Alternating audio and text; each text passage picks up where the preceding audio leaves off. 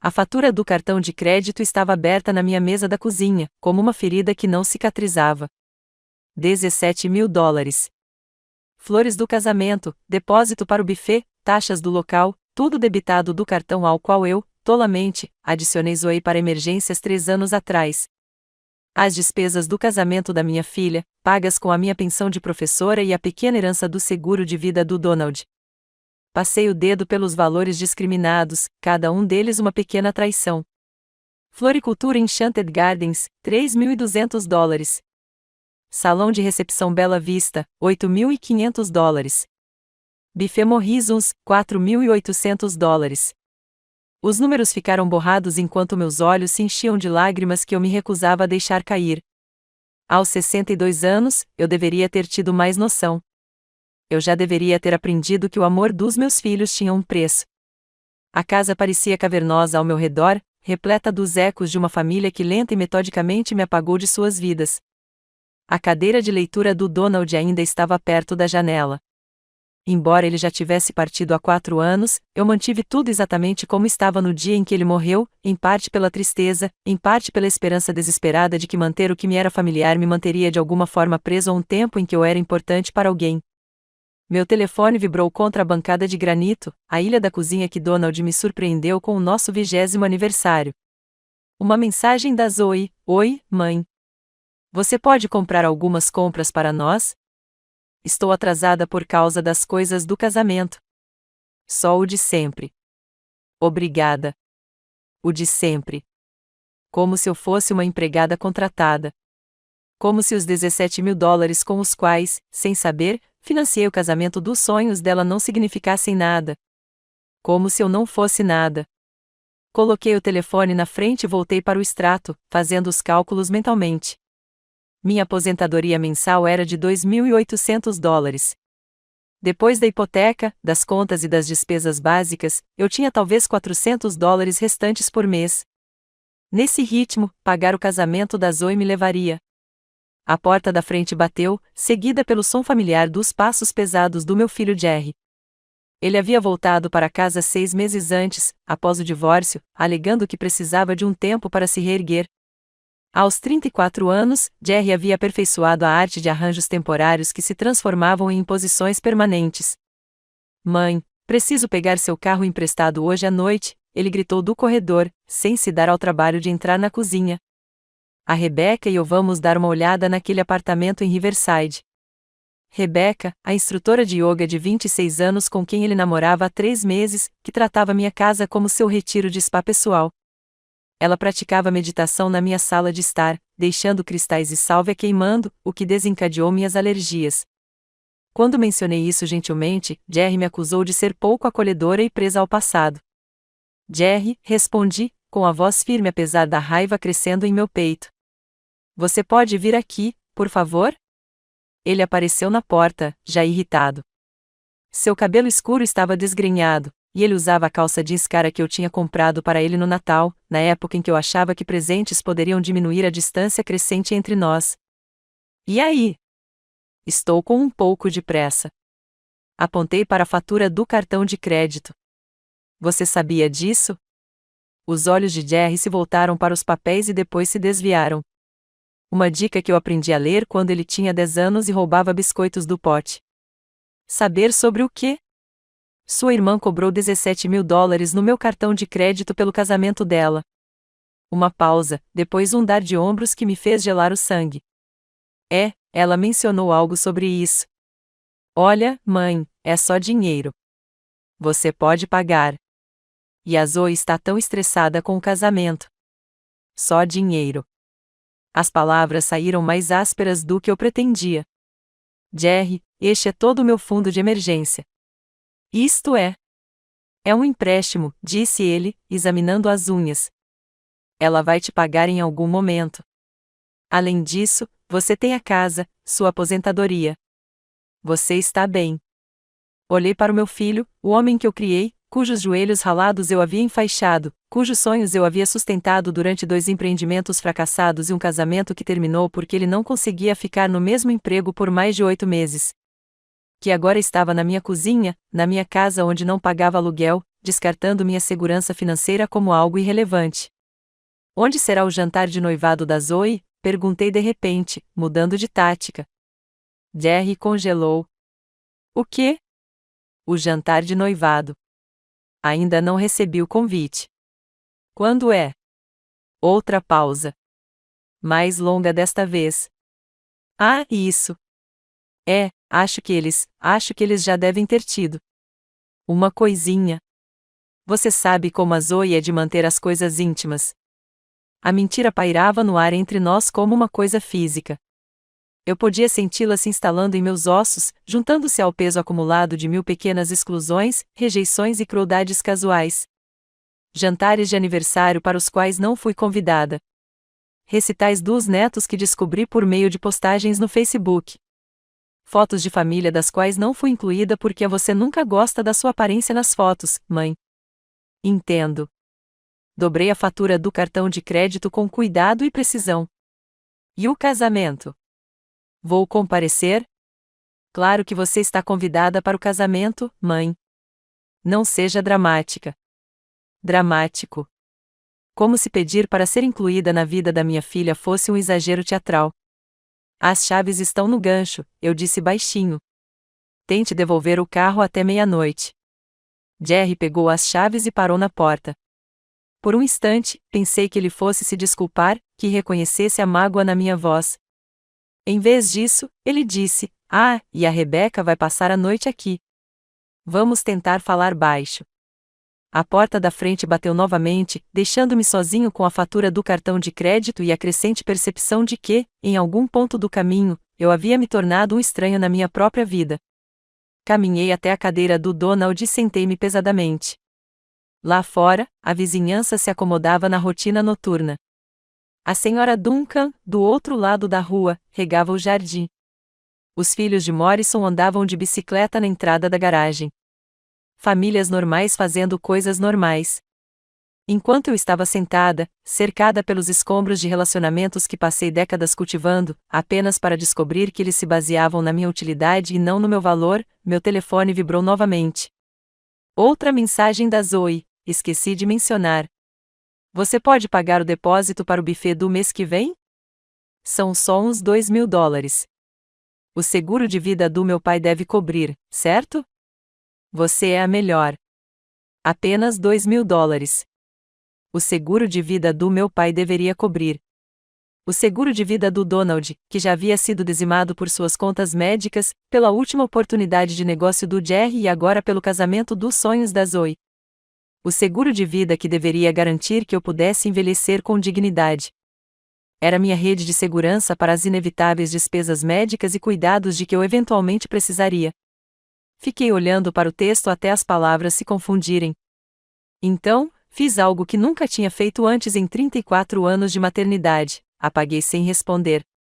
Mas meu silêncio não seria suficiente.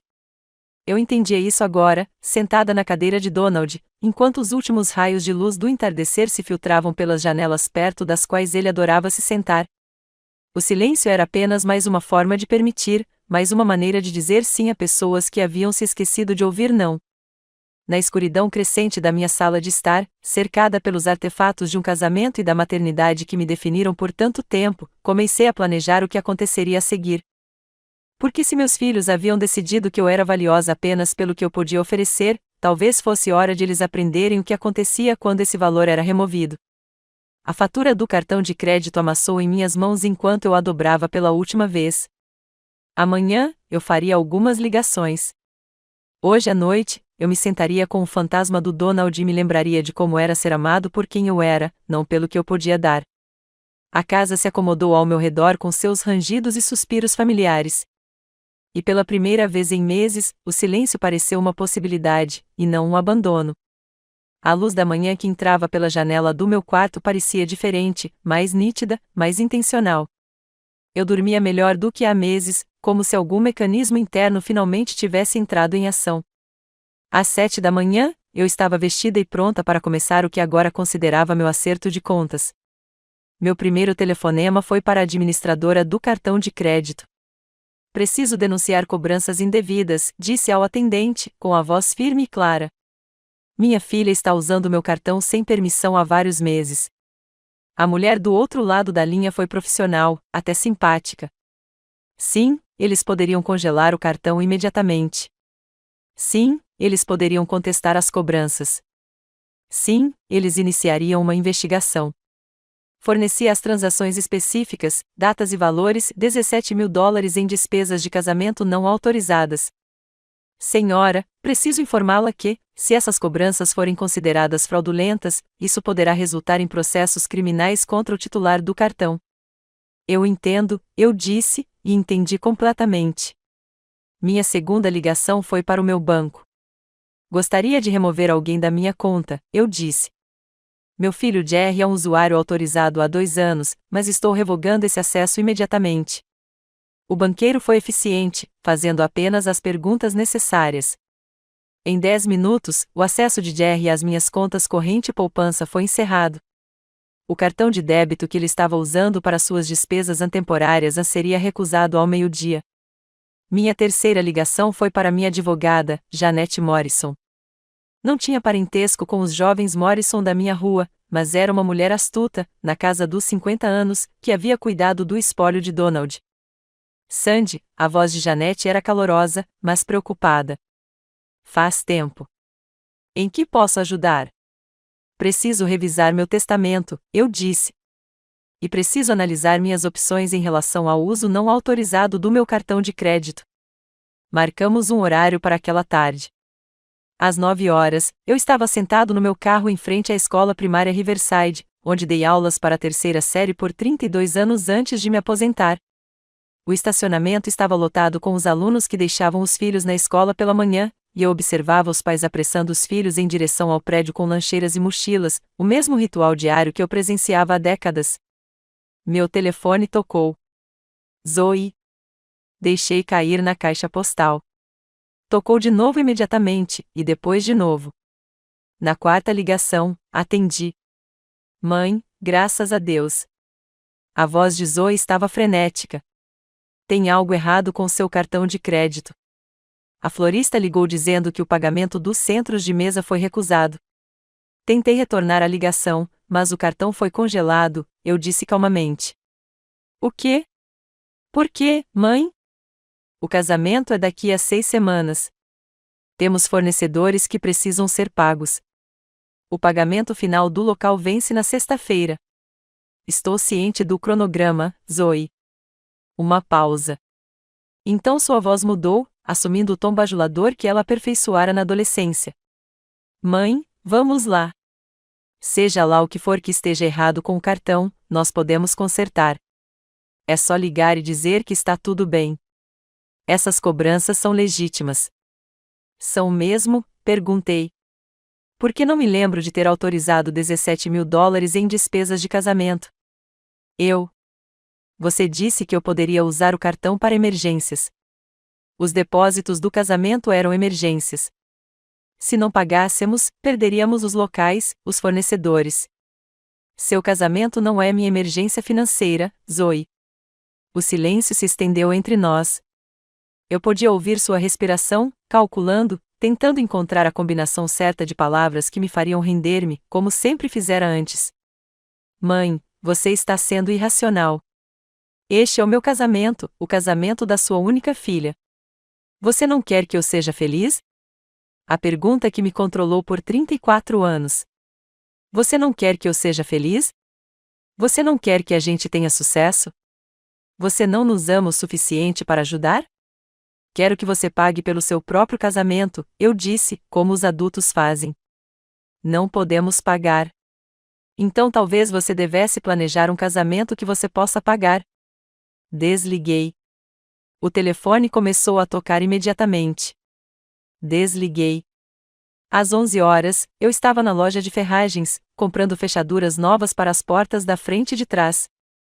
O balconista idoso, um homem que eu via lá há anos, me ajudou a colocá-las no carro. Trocar fechaduras é mais fácil do que a maioria das pessoas pensa, disse-lhe em tom de conversa. O YouTube tem vídeos de tudo hoje em dia. Agradeci e fui para casa, onde encontrei o carro do Jerry na minha garagem e o tapete de yoga da Rebecca espalhado pelo chão da sala. O cheiro de sálvia pairava forte no ar, fazendo meus olhos lacrimejarem. Eles estavam na cozinha, Rebecca preparando um smoothie com ingredientes da minha geladeira, enquanto Jerry estava sentado à minha mesa, mexendo no celular. Mãe, finalmente, disse Jerry sem olhar para cima. Tem algo errado com meu cartão de débito. E a Zoe está tentando te ligar a manhã toda. Ela está pirando com alguma coisa do pagamento do casamento. O cartão foi recusado porque bloqueei seu acesso às minhas contas, eu disse, colocando minha bolsa no balcão. E estou ciente da situação da Zoe. Rebecca ergueu os olhos do liquidificador, seu cabelo perfeitamente iluminado refletindo a luz. Meu Deus, Sandy, você nos assustou. Jerry achou que você talvez tivesse tido um derrame ou algo assim, tomando decisões financeiras tão estranhas. Decisões financeiras estranhas. Esta mulher de 26 anos, que não contribuía em nada para minha casa, tinha uma opinião sobre as minhas decisões financeiras. Rebecca, eu disse baixinho, preciso que você pegue suas coisas e vá embora. Ela riu. O quê? Por quê? Porque esta é a minha casa, e você não mora aqui. Jerry finalmente levantou os olhos do celular. Mãe, o que deu em você hoje? Você está agindo como uma louca. Estou agindo como alguém que tem a própria casa e administra as próprias finanças. Fui até a cafeteira e comecei a preparar uma xícara, com movimentos deliberados e calmos. Rebecca, você tem 10 minutos para pegar seus pertences. Jerry, Rebecca olhou para meu filho, esperando que ele interviesse. Jerry se levantou, com o maxilar travado naquela expressão teimosa que eu lembrava da adolescência dele. Mãe, para com isso. Você está se envergonhando. Rebecca é minha namorada e ela é bem-vinda aqui. Não mais. Isso é ridículo. Por causa de quê? Alguma confusão com o cartão de crédito? A Zoe vai te pagar. Ela sempre paga. Virei-me para encarar meu filho de frente. Quando é que a Zoe me pagou, Jerry? O seguro do carro que eu paguei quando ela estava na faculdade? O depósito de segurança do primeiro apartamento dela? O empréstimo para o mestrado dela que deveria ser temporário? Isso é diferente. É o que os pais fazem. Não, eu disse, foi isso que eu fiz. No passado. Rebecca ficou imóvel, esquecendo o smoothie. Talvez eu deva ir, disse ela baixinho. Sim, concordei, você deveria. O rosto de Jerry estava vermelho. Se Rebecca for embora, eu vou também. O ultimato pairava no ar entre nós. Por 34 anos, aquelas palavras teriam me aterrorizado. A ameaça de meus filhos retirarem sua presença, seu amor, sua aprovação tinha sido a arma suprema em seu arsenal. Tomei um gole do meu café e achei perfeito. A escolha é sua, eu disse. Mas se você for embora, não poderá voltar quando for conveniente. Você não quis dizer isso. Mas eu quis dizer isso mesmo. E algo na minha expressão deve ter transmitido isso, porque a atitude confiante de Jerry vacilou. Mãe, qual é? Vamos conversar sobre isso racionalmente. Você está chateada com a questão do dinheiro. Eu entendo. Mas jogar sua família fora por causa de algumas cobranças de cartão de crédito? Não estou jogando minha família fora, Jerry. Estou simplesmente me recusando a continuar financiando adultos que me tratam como um caixa eletrônico com cozinha. Rebecca pegou seu tapete de yoga e os cristais com uma velocidade impressionante. Vou esperar no carro, murmurou para Jerry, praticamente saindo correndo da cozinha. Meu filho e eu ficamos de frente um para o outro na ilha da cozinha, a mesma ilha onde eu servi inúmeras refeições, o ajudei com a lição de casa, ouvi seus sonhos e decepções, onde o consolei durante seu divórcio e comemorei suas pequenas vitórias. Essa não é você, mãe, disse ele, com a voz mais suave agora, tentando uma abordagem diferente. Você não é cruel. Você não afasta as pessoas. É você quem mantém a família unida. Eu estava, concordei. Mas manter uma família unida exige o esforço de mais de uma pessoa. Meu telefone, que eu havia ligado novamente, vibrou com outra ligação da Zoe. Olhei para a tela e deliberadamente deixei cair na caixa postal. A Zoe provavelmente está chorando agora, disse Jerry. O casamento dela está arruinado. O casamento dela não está arruinado. Ela só precisa encontrar um jeito de pagar por isso sozinha. Com que dinheiro? Ela é professora, mãe. Ela não ganha nada. Eu também fui professor, Jerry, por 32 anos. Consegui pagar meu próprio casamento. Aquilo era diferente. As coisas custavam menos naquela época. As coisas custam menos porque as pessoas planejam de acordo com suas possibilidades. Jerry ficou em silêncio por um longo momento, estudando meu rosto como se me visse claramente pela primeira vez em anos. O que você quer de nós? Perguntou ele finalmente. Era uma boa pergunta. O que eu queria deles? Um pedido de desculpas? Um reconhecimento de como se aproveitaram do meu amor? Uma promessa de mudança? Quero que vocês sejam adultos, eu disse.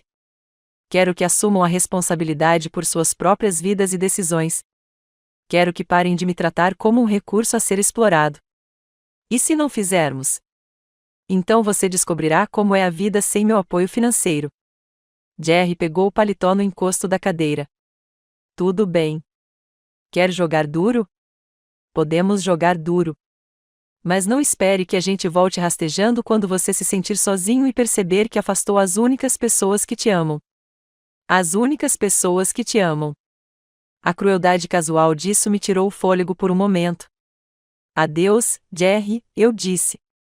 Ele bateu a porta com força suficiente para fazer as janelas tremerem.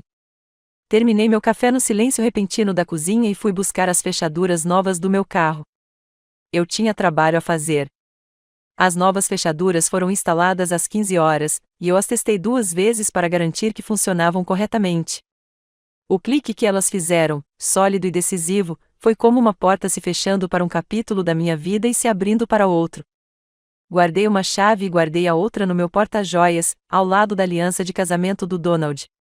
Meu compromisso com Janete Morrison era às 4. O escritório dela no centro da cidade ainda cheirava a couro e livros antigos, o mesmo aroma reconfortante que eu me lembrava de quando ela nos ajudou a passar pelos últimos meses do Donald. A própria Janete parecia exatamente a mesma. Cabelos grisalhos presos em um coque impecável, óculos de leitura apoiados no nariz, olhos penetrantes que não deixavam escapar nada. Sandy, disse ela, gesticulando para a cadeira em frente à sua mesa de mogno. Você parecia chateada ao telefone. Me conta o que aconteceu. Expliquei a situação metodicamente, as cobranças não autorizadas no cartão de crédito, o padrão de exploração financeira, a desconsideração despreocupada das minhas preocupações, a exclusão de eventos familiares. Janete tomava notas, ocasionalmente fazendo perguntas esclarecedoras, e sua expressão ficava mais séria a cada detalhe. Há quanto tempo isso está acontecendo? Ela perguntou quando terminei. Anos, admiti. Mas piorou desde que o Donald morreu. Acho que eles me veem como. Procurei as palavras certas, um recurso, e não uma pessoa. Janete largou a caneta e recostou-se na cadeira. Sandy, o que você está descrevendo pode constituir abuso financeiro contra idosos. Só as cobranças do cartão de crédito. Não quero apresentar queixa criminal, respondi rapidamente. Só quero que eles entendam que suas escolhas têm consequências. Entendido. Vamos falar primeiro sobre o seu testamento e depois discutiremos suas outras opções. Meu testamento atual, redigido logo após a morte de Donald, deixou tudo igualmente entre Jerry e Zoe. A casa, minhas contas de aposentadoria, o seguro de vida de Donald, tudo dividido ao meio, com Jerry como executor. Quero mudar tudo, disse a Janete. Quero deixar a casa e metade dos meus bens para a caridade. Os filhos podem dividir o que sobrar da minha aposentadoria, mas só depois de pagarem o que tiraram de mim ao longo dos anos. Janete fez anotações. Quais instituições de caridade? A fundação de alfabetização onde eu costumava ser voluntário. O abrigo de animais. Talvez algo para idosos que não têm apoio familiar. A ironia não passou despercebida.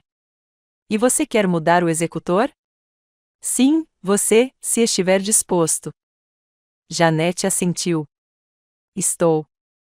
Agora, em relação à situação do cartão de crédito, o banco provavelmente vai recuperar a maior parte dessas cobranças.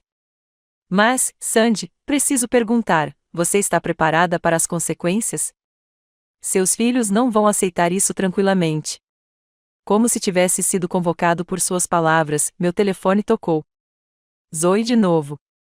Recusei a ligação. Eles ligaram o dia todo, eu disse. Jerry já se mudou, levando a namorada com ele. Parece que ele acha que vou mudar de ideia quando me sentir sozinha. Você poderia? A pergunta pairava no ar. Eu faria isso? Seria tão fácil chamá-los de volta, pedir desculpas, restaurar o status quo, voltar a ser a mãe que dizia sim a tudo, que absorvia seus problemas e suavizava seus caminhos. Não, eu disse, e falei sério. Não vou. O sorriso de Janete era pequeno, mas de aprovação. Ótimo. Agora, tem mais uma coisa que precisamos discutir. Você já considerou uma ordem de restrição? Se eles começarem a te assediar? Vamos ver primeiro como eles lidam com os novos limites. Quando saí do escritório de Janete, já eram quase 18 horas. O testamento revisado estaria pronto até o final da semana. A investigação do cartão de crédito estava em andamento. As fechaduras foram trocadas. Eu havia retomado o controle da minha narrativa, e isso era ao mesmo tempo assustador e estimulante. Parei no supermercado a caminho de casa, comprando apenas o que precisava para mim, um peito de frango pequeno, legumes frescos e uma garrafa de vinho que estava guardando para uma ocasião especial.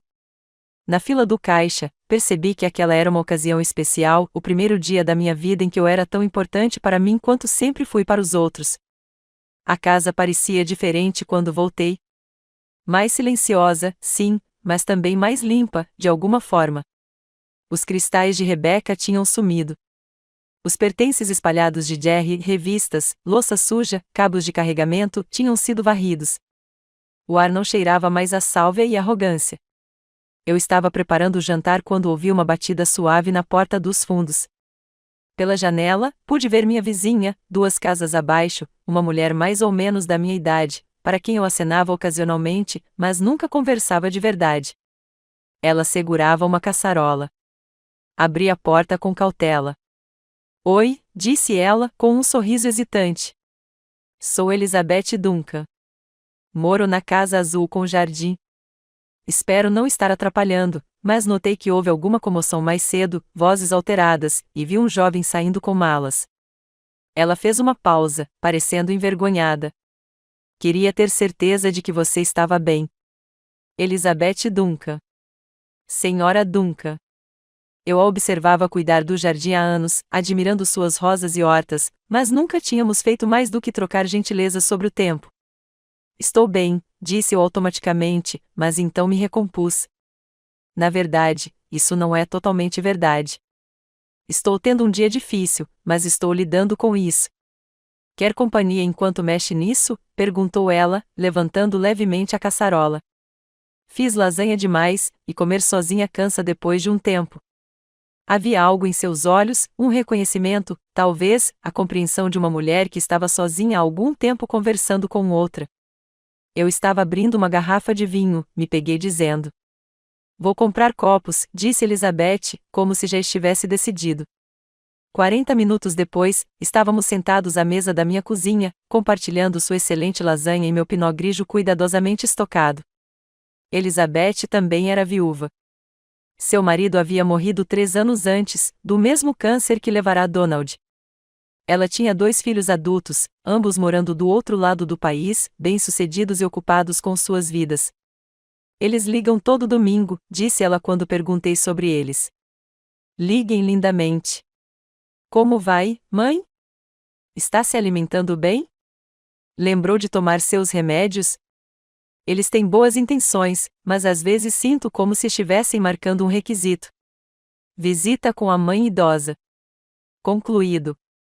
Pelo menos eles ligam, eu disse, e imediatamente me senti desleal pela comparação. Seus filhos não ligam. E de alguma forma, sentado na minha cozinha com essa mulher que eu mal conhecia, me vi contando toda a história, o dinheiro, as exclusões, as demissões casuais, o jantar de noivado para o qual eu não tinha sido convidado, as cobranças no cartão de crédito que finalmente abriram meus olhos para o quão completamente eles estavam me usando. Elizabeth ouviu sem julgar, ocasionalmente assentindo ou emitindo pequenos sons de simpatia. Quando terminei, Ela ficou em silêncio por um momento. Como você se sente agora? Perguntou. Depois de estabelecer esses limites? Aterrorizada, admiti, e aliviada, e culpada por me sentir aliviada. A culpa vai sumir, disse Elizabeth com convicção. O alívio vai ficar mais forte. Como você sabe? Ela sorriu e, pela primeira vez, notei que tinha rugas de expressão ao redor dos olhos e uma cicatriz no queixo que tornava seu rosto mais interessante do que perfeito. Porque passei por algo parecido com a minha irmã. Não por dinheiro, mas por manipulação emocional. Anos sendo aquela que sempre cedia, sempre se acomodava, sempre sacrificava a minha paz pela harmonia familiar. Finalmente, parei.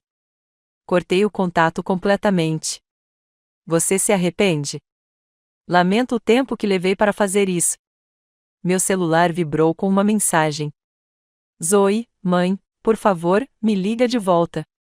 Estou com medo e não sei o que fazer em relação ao casamento. Desculpa se te chateei, mas, por favor, não me castigue por usar o cartão quando você disse que era para emergências. Mostrei a mensagem para Elizabeth, que a leu com uma expressão pensativa. Ainda se fazendo de vítima, observou. Repare como ela se arrepende ou se te chateou. Não se arrepende de ter pegado $17.000 sem permissão. E ela está reformulando o roubo como punição. Eu não tinha notado a formulação cuidadosa, mas Elizabeth estava certa. Mesmo em seu pedido de desculpas, Zoe estava manipulando a narrativa. O que você faria? Perguntei. O que parece certo para você? Olhei para a mensagem novamente, sentindo a familiar pontada de culpa materna. Zoe estava assustada. Zoe precisava de ajuda. Zoe sentia muito. Ou pelo menos dizia que sentia. Mas por baixo daquela culpa havia algo novo, um reconhecimento lúcido do padrão, a crise, o apelo às minhas emoções, a sutil transferência de culpa, a expectativa de que meu amor anulasse meu julgamento. Apaguei a mensagem sem responder. Ótimo, disse Elizabeth simplesmente. Conversamos até quase 22 horas sobre livros, jardinagem e a solidão peculiar da viuvez, sobre filhos que viam seus pais como caixas eletrônicos e a dificuldade de amar pessoas que não nos viam claramente, sobre a coragem necessária para escolher a nossa própria paz em vez das expectativas dos outros. Quando Elizabeth finalmente foi embora, prometendo devolver o prato de lasanha no dia seguinte, senti algo que não sentia há anos, o início de uma amizade que não se baseava no que eu podia oferecer, mas em quem eu era. Eu estava lavando nossas taças de vinho quando meu telefone tocou mais uma vez. Jerry. Mãe. Sua voz estava diferente, menos confiante, mais incerta. Olha, talvez tenhamos começado com o pé esquerdo hoje. Rebecca e eu vamos ficar na casa dela hoje à noite, mas eu queria ligar e, sei lá, conversar. Estou ouvindo. A questão do cartão de débito nos atrapalhou muito. Tive que pagar o jantar com moedas que achei no carro. Ele fez uma pausa, claramente esperando que eu me oferecesse para resolver o problema. Como não o fiz, ele continuou, a Zoe está muito chateada. Ela chorou o dia todo. O local do casamento ligou e disse que, se não receber o pagamento final até sexta-feira, vão cancelar a reserva. Isso parece estressante para ela. Outra pausa. Mãe, não entendo o que está acontecendo. Você está agindo como uma estranha. Talvez você nunca tenha me conhecido muito bem. O silêncio se estendeu entre nós. Finalmente, Jerry disse, e agora? A gente simplesmente não se fala mais? Podemos conversar quando você quiser, Jerry. Mas a conversa será diferente agora. Diferente como? Não vou te dar dinheiro. Não vou resolver seus problemas. Não vou fingir que ser explorado é a mesma coisa que ser amado. Jesus, mãe, você fala como se fossemos criminosos ou algo assim. Não é? A pergunta pairava no ar. Eu podia ouvi-lo respirar, quase podia senti-lo lutando para encontrar uma resposta que restaurasse a antiga dinâmica sem reconhecer qualquer erro. Preciso pensar sobre isso, ele disse finalmente. Leve todo o tempo que precisar, eu disse a ele, e falei sério. Depois que ele desligou, sentei-me na minha cozinha silenciosa, cercada pelas evidências de uma noite que me surpreendeu, 2 taças de vinho, o aroma persistente da lasanha caseira de Elizabeth, a sensação de que talvez houvesse vida além dos limites que eu sempre aceitei. Amanhã traria novos desafios. Zoe intensificaria seus apelos. Jerry tentaria táticas diferentes. Elas envolveriam outros familiares, amigos em comum, qualquer um que pudesse me pressionar a retornar ao meu antigo cargo. Mas hoje à noite, pela primeira vez em anos, fui para a cama sentindo que estava exatamente onde deveria estar. O cerco começou na quinta-feira de manhã. Acordei e encontrei o carro da Zoe na minha garagem e minha filha sentada na minha varanda, ainda com as roupas do dia anterior. O rímel escorria pelas suas bochechas. Pela janela, pude ver que ela estava chorando há horas. Fiz café e torrada, me vesti com calma e finalmente abri a porta da frente às 8h30. Mãe, a voz de Zoe estava rouca. Estou aqui desde as 5 da manhã. Precisamos conversar. Bom dia, Zoe. Você está com uma aparência horrível. Ela se levantou com dificuldade, cambaleando levemente. Eu não dormi. Não consigo comer. O casamento está arruinado, e eu não entendo por que você está fazendo isso comigo. Não vou fazer nada com você, eu disse calmamente. Simplesmente não vou mais fazer nada por você. O local cancelou. Ligaram ontem à tarde. O pagamento final estava vencendo, e quando não conseguiram processá-lo, ela se desfez em lágrimas. 2 anos de planejamento, mãe. 2 anos. E agora não temos nada.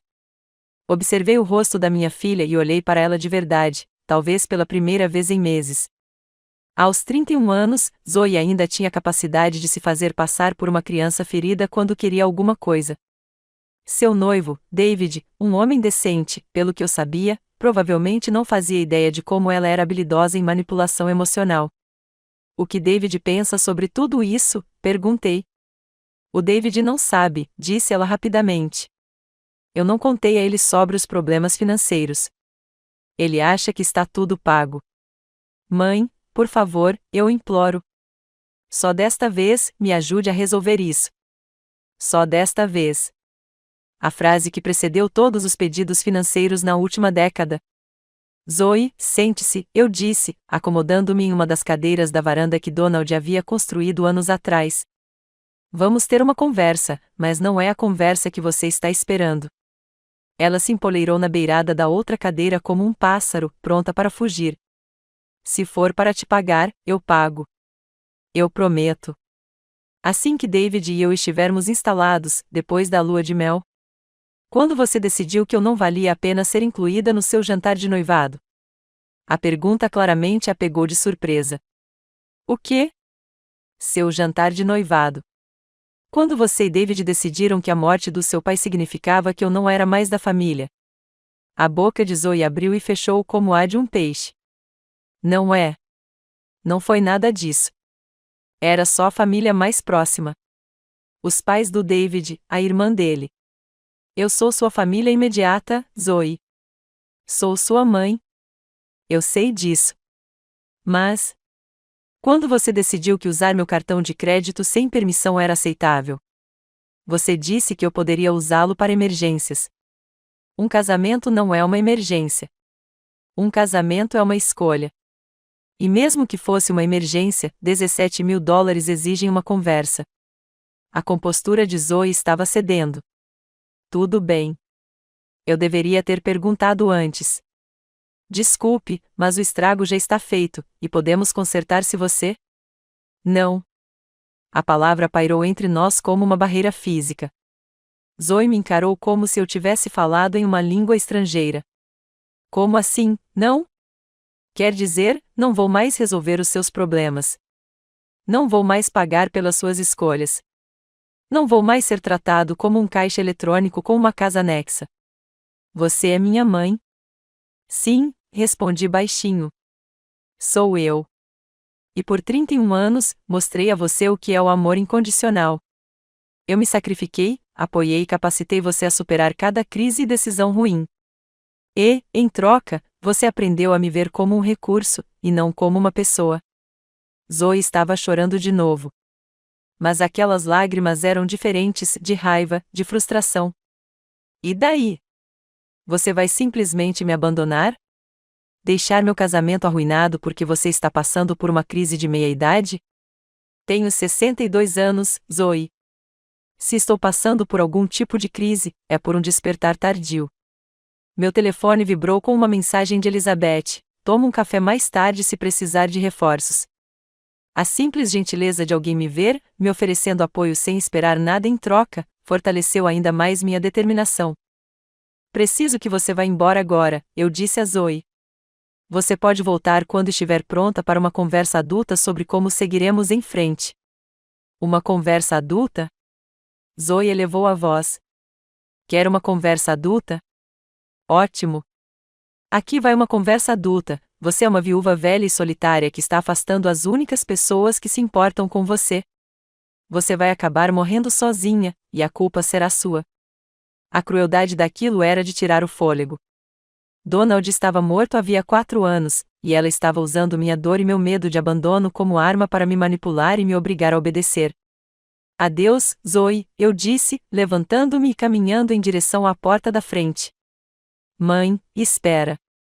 O pânico em sua voz era real agora. Desculpa. Eu não quis dizer isso. Só estou assustada e chateada. E fechei a porta e girei a fechadura. Zoe bateu na porta por vários minutos, alternando entre desculpas e ameaças, antes de finalmente ir embora. Observei da janela enquanto ela permanecia sentada no carro por mais 20 minutos, provavelmente ligando para Jerry, David ou qualquer um que pudesse me convencer a mudar de ideia. Por volta do meio-dia, a cavalaria chegou.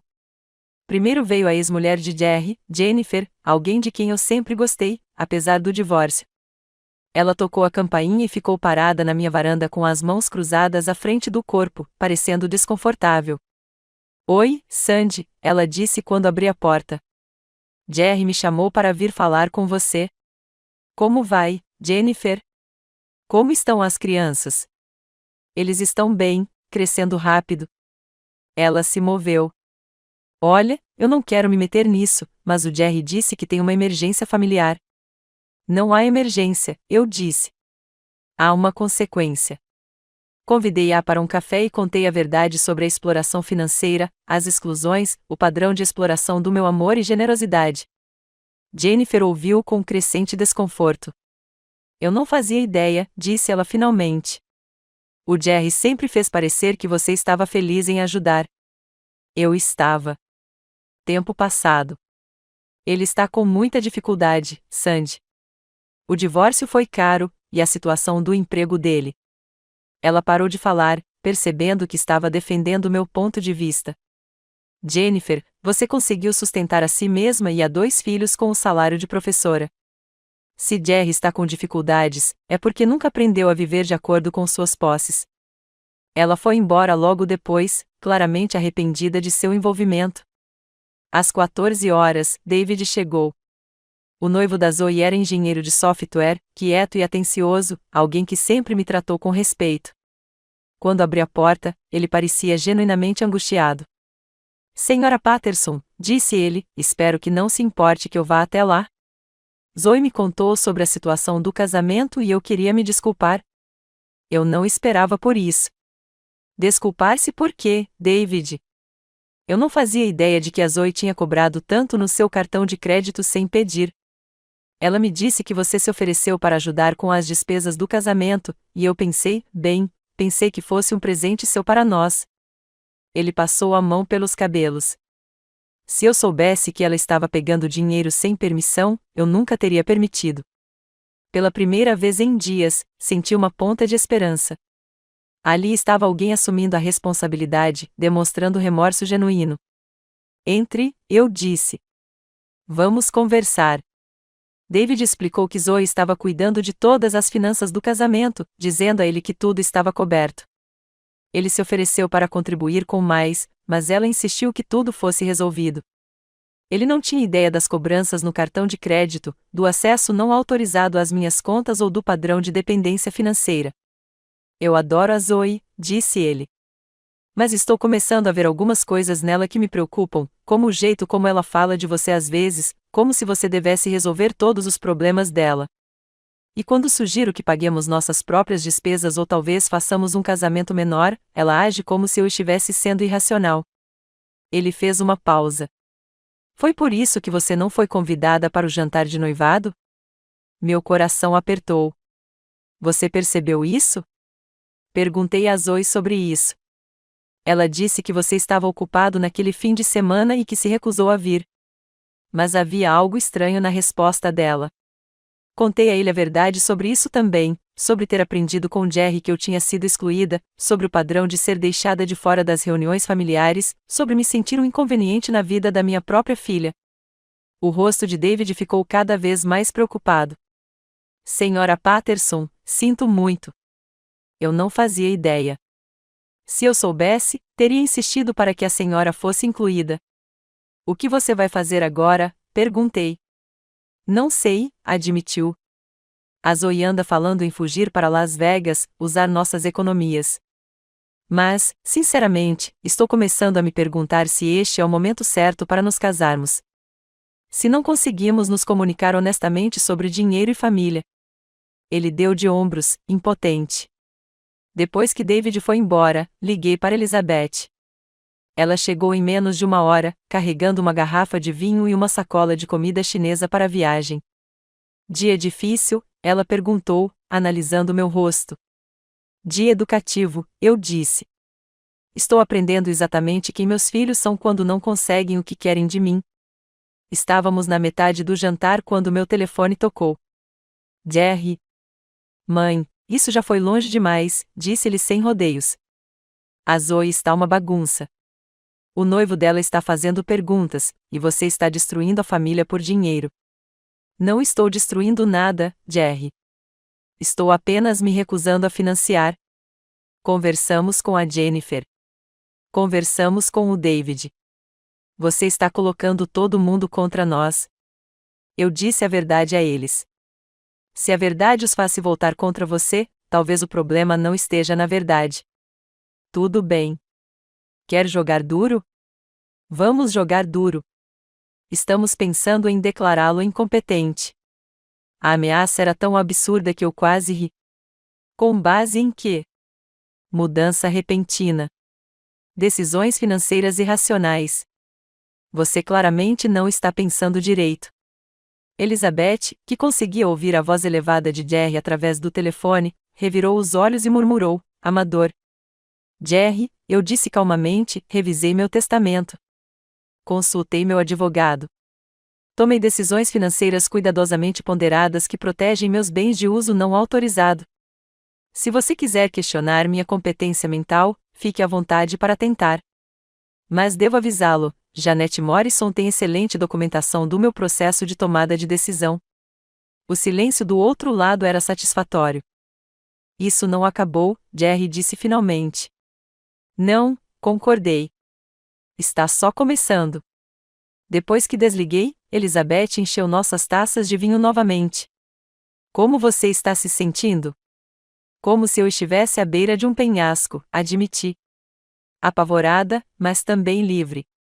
A parte aterrorizada vai desaparecer, Elizabeth me garantiu. A parte livre vai ficar mais forte. Quanto tempo demorou com sua irmã? Cerca de 6 meses antes da culpa deixar de ser insuportável, 1 ano antes de eu parar de pular toda vez que o telefone tocava. Ela fez uma pausa. Mas Sandy, preciso perguntar, você está preparada para a possibilidade de eles não mudarem de ideia? De que isso possa ser permanente? A pergunta que eu vim evitando, eu estava preparada para perder meus filhos para sempre em vez de voltar a ser sua rede de segurança emocional e financeira? Pensei nas palavras cruéis de Zoe sobre morrer sozinha, nas ameaças e manipulações de Jerry, nos 34 anos em que fui subestimada, ignorada e excluída. Depois, pensei na amizade de Elizabeth, generosamente concedida, no respeito e remorso genuínos de David, na paz que senti em minha própria casa pela primeira vez em anos. Sim, eu disse, acho que sim. Lá fora, o sol se punha sobre o meu bairro, pintando o céu em tons de rosa e dourado. O dia seguinte traria novos desafios, novas tentativas de manipulação, novos testes à minha determinação. Mas, naquela noite, eu era uma mulher que se importava consigo mesma tanto quanto sempre importara para os outros. E isso, eu estava descobrindo, era o suficiente. 3 semanas depois, eu estava no meu jardim quando o carro do David parou na minha garagem. Os últimos 21 dias foram os mais tranquilos da minha vida adulta. Nenhum telefonema frenético sobre emergências. Nenhuma visita inesperada exigindo dinheiro ou soluções. Ninguém tratando minha casa como um hotel ou minha conta bancária como um recurso comunitário. Elizabeth e eu tínhamos adotado uma rotina tranquila de café da manhã e caminhadas à noite. E eu comecei a me lembrar de como era viver para mim mesma. A administradora do cartão de crédito decidiu a meu favor. $17.000 em cobranças indevidas foram revertidas com uma anotação em seu arquivo sobre possível fraude. Zoe não enfrentaria nenhuma acusação criminal, mas também não receberia nenhum financiamento para o casamento da minha conta comprometida. David parecia diferente ao subir a minha entrada, talvez mais magro, e definitivamente mais sério. Ele carregava um envelope na mão. Senhora Patterson, disse ele quando atendi a porta. A senhora tem alguns minutos? Claro. Você gostaria de um chá gelado? Sentamos no pátio dos fundos, onde as rosas do Donald finalmente voltavam a florescer depois de anos de negligência. Ultimamente, eu vinha passando mais tempo no jardim, redescobrindo a paz que vinha de cuidar de algo que crescia porque você cuidava dele, não porque você o financiava. O casamento foi cancelado, disse David sem preâmbulos. Coloquei meu copo na mesa com cuidado. Sinto muito por isso. Você é? A pergunta foi direta, sem acusação. Pensei nisso com sinceridade. Sinto muito que você esteja magoado, eu disse. Sinto muito que Zoe não tenha sido a pessoa que você imaginava. Mas não lamento que você tenha descoberto o verdadeiro caráter dela antes de assumir um compromisso legal. David assentiu lentamente. Era o que eu imaginava que você diria. E você tem razão. Ele me entregou o envelope. Isto é para você. Dentro havia um cheque administrativo de $8.500, metade dos débitos do cartão de crédito que haviam sido estornados. David, não posso aceitar isso. Sim, pode. A responsabilidade é minha. Eu me beneficiei desse dinheiro, mesmo sem saber de onde veio. O depósito para o local, a entrada para o buffet, tudo isso também foi para o meu casamento. Olhei para a conta e depois para o rapaz que estava assumindo a responsabilidade por algo que tecnicamente não era culpa dele. O que a Zoe disse quando você contou a ela que ia me trazer isso? O riso de David foi amargo. A Zoe não sabe que estou aqui. Não nos falamos desde que cancelei o casamento, há 2 semanas. O que aconteceu? Pedi a ela que tivesse uma conversa franca sobre dinheiro e dinâmica familiar. Sugeri que adiássemos o casamento e fizéssemos terapia de casal para resolver os problemas de comunicação. Ele fez uma pausa. Ela me disse que eu estava sendo manipulado por uma velha amargurada que não suportava ver a filha feliz. A dor familiar das palavras de Zoe foi atenuada pelo tempo e pela perspectiva. E você disse? Eu disse que, se ela não conseguia enxergar como estava te tratando, talvez não estivéssemos prontos para nos casar. David olhou para o jardim. Ela arrumou as coisas naquela noite e voltou a morar com a colega de faculdade. E como você se sente sobre isso? Aliviado, ele admitiu, o que provavelmente me diz tudo o que preciso saber. Ficamos sentados em silêncio confortável por um tempo, observando o gato de Elizabeth perseguir algo nos arbustos ao lado. Posso lhe perguntar uma coisa, Sra. Patterson? Sandy. E sim. Como você soube? Como você finalmente decidiu parar de dar apoio a ela? Pensei na fatura do cartão de crédito espalhada sobre a mesa da cozinha, na cadeira vazia de Donald, no lento acúmulo de pequenas crueldades que finalmente atingiram massa crítica. Percebi que estava de luto por alguém que ainda estava vivo, eu disse. Estava de luto pela filha que eu pensava ter, enquanto ignorava a mulher que ela realmente se tornará. David assentiu. Acho que eu estava fazendo algo parecido. Depois que ele foi embora, sentei-me sozinha no pátio com o cheque dele nas mãos. Representava mais do que dinheiro. Era reconhecimento, respeito, responsabilidade, tudo que meus próprios filhos não conseguiram oferecer. Meu telefone tocou. Elizabeth. Como foi com o David? Ela perguntou. Como você sabia que ele estava aqui? Eu devia estar regando minhas plantas perto da cerca. Coincidentemente. Eu ri. Correu tudo bem. Ele é um bom homem. E a Zoe está prestes a aprender como é a vida sem uma rede de segurança. Naquela noite, eu estava lendo na varanda quando um carro que não reconheci parou. Zoe saiu do banco do passageiro, seguida por uma mulher mais ou menos da sua idade. A colega de quarto da faculdade, presumi.